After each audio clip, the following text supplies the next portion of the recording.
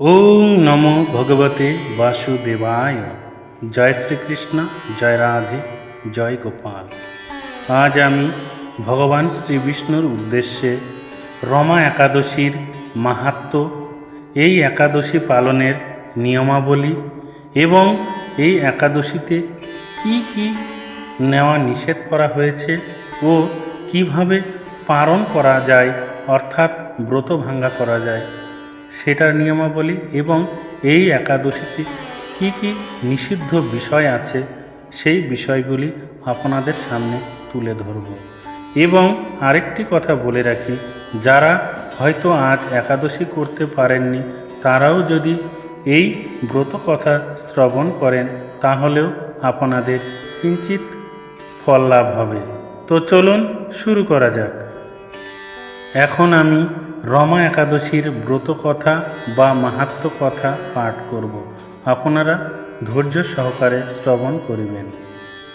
এই রমা একাদশী সম্পর্কে জানবার জন্য একদা এক সময়ে মহারাজ যুধিষ্ঠির ভগবান শ্রীকৃষ্ণকে বলেছিলেন, হে জনার্দন, কার্তিক মাসের কৃষ্ণপক্ষ তিথিতে যে একাদশী পালন করা হয়ে থাকে সেই একাদশীর নাম কি এবং এই একাদশী ব্রত পালনের মাহাত্ম্য আমাকে কৃপা করে সবিস্তারে অবগত করুন। তখন শ্রীকৃষ্ণ বললেন, হে রাজন, কার্তিক মাসের কৃষ্ণপক্ষ তিথিতে যে একাদশী পালন করা হয়ে থাকে তাকে রমা একাদশী বলা হয়ে থাকে। এই রমা একাদশী পালনের মাধ্যমে আমাদের সর্বপাপ দূর হয়ে যায়। আমি এখন এই ব্রত পালনের মাহাত্ম্য বলতে চলেছি, আপনি ভক্তি ভরে মন দিয়ে শ্রবণ করুন। এই ব্রত পালনের মাহাত্ম্য শ্রবণের মাধ্যমে পাপ দূরীভূত হয়ে থাকে। অনেক বছর পূর্বে সুপ্রসিদ্ধ একজন রাজা ছিলেন, যার নাম ছিল মুচুকুন্দ। এই রাজার সাথে অনেক বড় বড় ব্যক্তিদের বন্ধুত্ব ছিল। তারা হলেন দেবরাজ ইন্দ্র, ধনপতি কুবের, বরুণ এবং যম। এছাড়াও রাজার সাথে আরও একজনের সদ্ভাব ছিল, তিনি হলেন ভক্তশ্রেষ্ঠ বিভীষণ। রাজা সব সময়ের জন্যেই সৎ পথে চলতেন। এছাড়াও তিনি একজন প্রাণপ্রিয় বিষ্ণু ভক্ত ছিলেন। তিনি সব সময়ের জন্যেই ধর্মীয় অনুসারে তার রাজ্য শাসন করতেন। রাজার এটি খুব সুন্দর মেয়ে ছিল, যার নাম ছিল চন্দ্রভাগা। রাজা তার কন্যা স্বাবলম্বী হবার পর তার কন্যার সাথে চন্দ্রসেনের পুত্র শোভনের বিবাহ দিয়েছিলেন। বিবাহের কিছুদিন পর শোভন তার শ্বশুর বাড়িতে ঘুরতে এসেছিলেন। সেই দিন ছিল একাদশী তিথি। স্বামীর প্রথম দেখাতেই স্বামী পরায়ণা চন্দ্রভাগা চিন্তা করতে লাগলেন, আমার স্বামী এত পথ অতিক্রান্ত করে এসে অনেক ক্লান্ত এবং ক্ষুধার্ত। তিনি কখনোই ক্ষুধা সহ্য করতে পারেন না, সেটা আমি ভালো করেই জানি। কিন্তু আমার পিতা ধর্মের পথে চলেন, আর এটার জন্য তিনি একাদশীর দশমীর দিনে রাজ্যের সকল ব্যক্তিকে আহার নিষিদ্ধ করে থাকেন।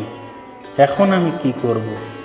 যখন শোভন রাজ্যের নিষেধাজ্ঞা সম্পর্কে সবিস্তারে জ্ঞাত হলেন, তখন তার স্ত্রীকে বললেন, হে প্রিয়তমা, আমি তোমার পিতার নির্দেশ সম্পর্কে অবগত হয়েছি। এখন আমার কার্য কি সেটা আমাকে বলো। উত্তরে চন্দ্রভাগা বললেন, হে স্বামী, আজ একাদশীর তিথি, আর এটার জন্য এই গৃহ সব রাজ্যের সকল ব্যক্তিকে অনাহারে থাকতে হবে। এছাড়াও একাদশীর তিথিতে এই রাজ্যের কোনো পশু পাখিকেও অন্ন জল মাত্র প্রদান করা হয় না। সেখানে ব্যক্তি তো অনেক দূরের কথা। আপনি কখনো ক্ষুধা সহ্য করতে পারেন না, সেটা আমি ভালো করেই জানি। আর এই সমস্যা থেকে পরিত্রাণের জন্য আপনি নিজ গৃহে প্রত্যাবর্তন করুন। তাছাড়া আপনি যদি এখানে অবস্থান করে আহার গ্রহণ করেন তাহলে আপনি সকলের কাছে নিন্দার পাত্র হবেন এবং পিতাও অনেক রাগান্বিত হবেন, আর এটা আমি কখনোই চাই না। আপনি সকল বিষয় বিবেচনা করে আপনার বিচারে যেটা ভালো সেটাই করবেন। স্ত্রীর কথা শুনে শোভন বললেন, হে প্রিয়তমা, আমি কিছু সময় নিয়ে সকল বিষয় ভেবে দেখে আমি এখানে থাকবার সিদ্ধান্ত নিয়েছি। আমি নিজ গৃহে প্রত্যাবর্তন করছি না। আমি এখানে থেকেই একাদশী ব্রত পালন করব। ভাগ্যে যেটা আছে সেটা তো হবেই। আর এইভাবেই একাদশী ব্রত পালনে শোভন বদ্ধপরিকর হয়েছিলেন। দিনের সকল সময় অতিবাহিত হবার পর যখন সন্ধ্যা হয়ে থাকে তখন বৈষ্ণবদের কাছে এই রাত্রি অত্যন্ত মধুর এবং আনন্দদায়ক হয়ে থাকে। কিন্তু ওইদিকে শোভন ক্ষুধা এবং তৃষ্ণায় দুর্বল থেকে অতি দুর্বল হতে থাকলেন। আর এইভাবেই সম্পূর্ণ রাত্রি অতিবাহিত হবার ফলে সূর্যোদয়কালে তার মৃত্যু হয়। তখন চন্দ্রভাগা অনেক ভেঙে পড়েন। এইদিকে রাজা মুচুকুন্দ শোভনকে অনেক জাঁকজমকভাবে তার সব দেহ কার্য সম্পাদন করলেন। তারপর পিতার নির্দেশে চন্দ্রভাগা পিতার গৃহে অবস্থান করতে থাকলেন। শোভন যে একাদশী পালন করেছিলেন সেই একাদশীর নাম ছিল রমা একাদশী। আর এই রমা একাদশীর ব্রত পালনের মাধ্যমে কালক্রমে শোভন অনুপম সুন্দরী এক রমণীর দেবপুরী প্রাপ্ত করেন। আর সেই দেবপুরী ছিল মন্দরাচল শিখরে। তারপর একদা এক সময় ওই মুচুকুন্দা রাজার রাজ্য থেকে একজন ব্রাহ্মণ তীর্থ ভ্রমণ করতে করতে মন্দরাচল শিখরে দেবপুরীতে উপস্থিত হন। ওই ব্রাহ্মণের নাম ছিল সোম শর্মা। ব্রাহ্মণ ওই স্থানে গিয়ে রাজা শোভনকে দেখলেন। তিনি একটি বিচিত্র রত্ন অলঙ্কার দ্বারা আবৃত সিংহাসনে রত্ন অলঙ্কারে ভূষিত ছিলেন।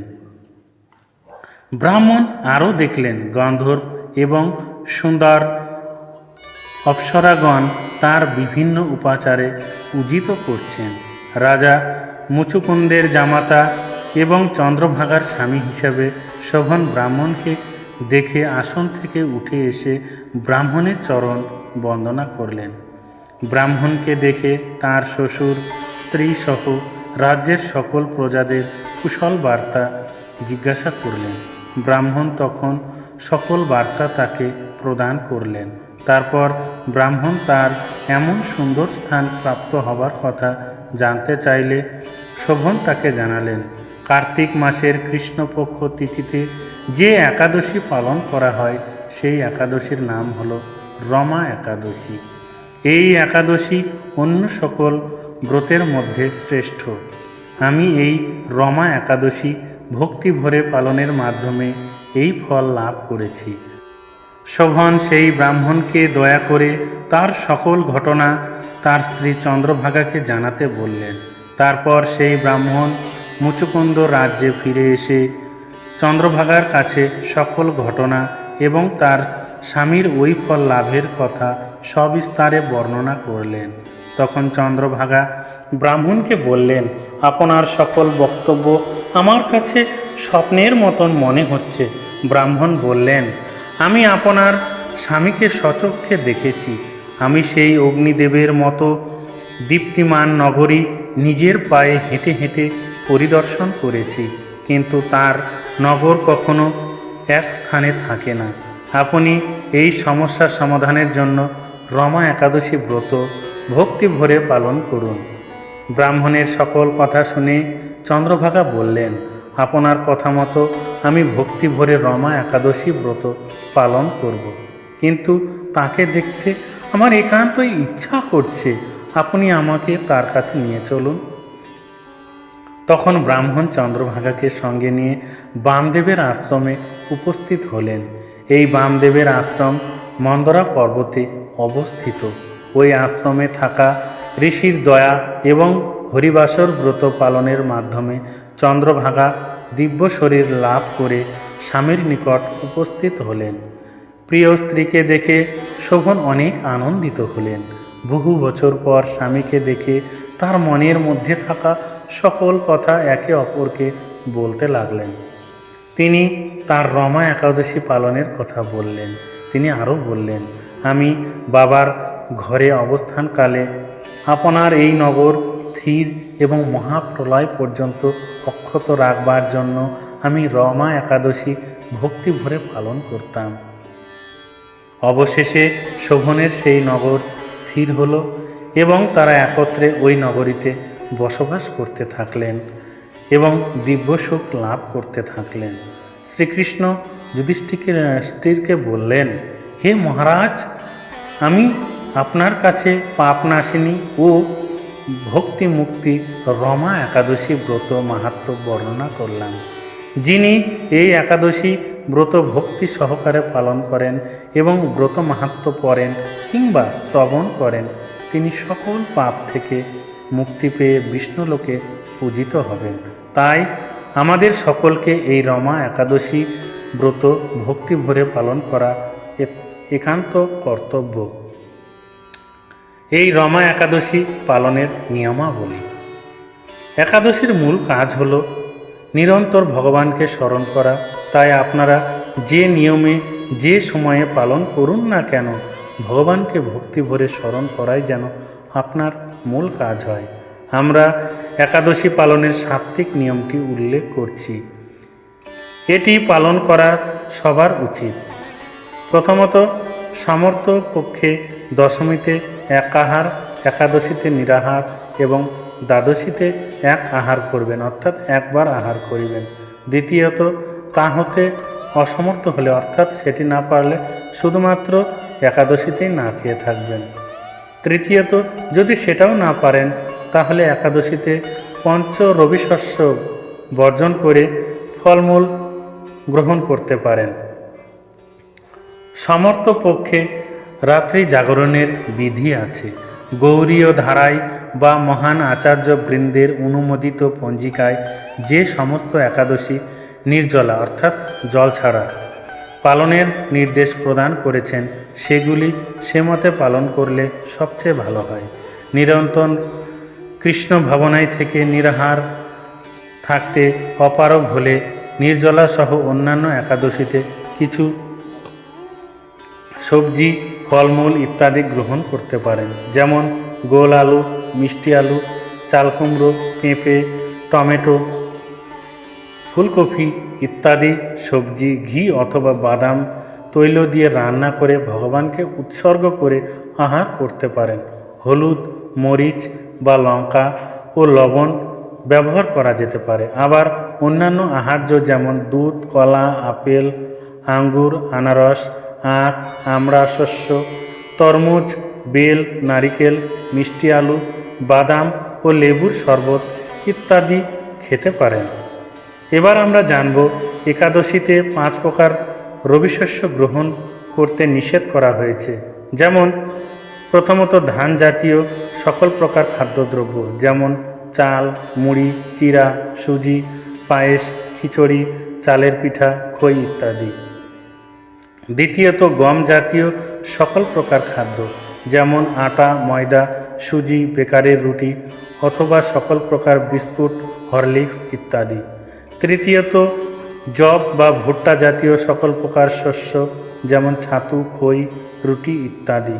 চতুর্থত ডাল জাতীয় প্রকার শস্য, যেমন মুগ, মাসকলাই, খেসারি, মুসুরি, ছোলা, অরহর, ফেলন, মটরশুঁটি, বরবটি, সিম ইত্যাদি। পঞ্চমত সরিষার তেল, সয়াবিনের তেল, তিল, তৈল ইত্যাদি। এইগুলি পঞ্চশস্য বা পঞ্চ রবিশস্য যে কোনো একটি একাদশীতে গ্রহণ করলে সেই ব্রত নষ্ট হয়ে যায়। উল্লেখ্য, যারা সাত্ত্বিক আহারী নন এবং চা, বিড়ি, সিগারেট, পান, কফি ইত্যাদি নেশা জাতীয় গ্রহণ করেন, একাদশী ব্রত পালনের সময়কাল পর্যন্ত এগুলি একদম করবেন না।